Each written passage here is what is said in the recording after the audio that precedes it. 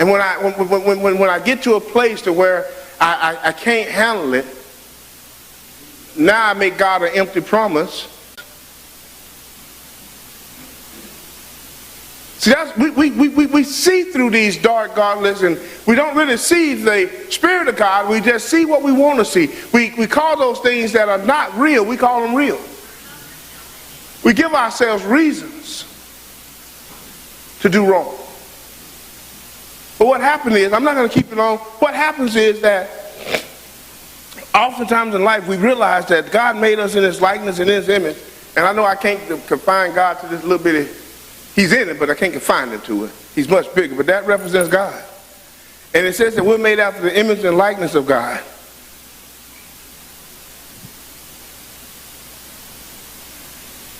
So we have God, that's God all by Himself.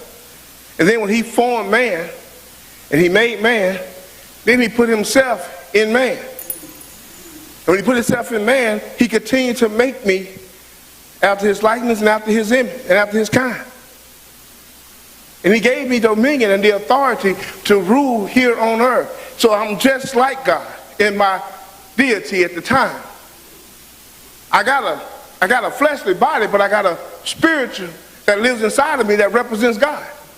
And that has to grow on the inside of me to overcome my flesh that's born in sin and shaped in corruption. And so I'm dealing with God. But then when things went bad in life, enough wisdom and knowledge to do things the way I wanted to do them, and I said when the serpent came and talked to me, I decided I'm going to do what I want to do. So then sin creeped in. And when sin creeped in, it started clouding my judgment and my decision that I couldn't see God clearly no more in my life. So things that I would call wrong, I started calling right. Things that I wanted to do that I knew was wrong already, I still did them because my relationship with God had been tarnished. I didn't have that connection no more because I had ate of the forbidden fruit. In life today, we do a lot of things that cause us to sin. We do a lot of things that we know that are wrong to do, but we still subject ourselves to them as if like God is not there. We have our pity parties. That when things ain't going right in life, we blame everybody else but ourselves. We understand there's a way out of no way, but we don't go to the way out of no way. We don't understand that there's a wheel in the middle of the wheel, but we don't go there. We keep leaning as it gets.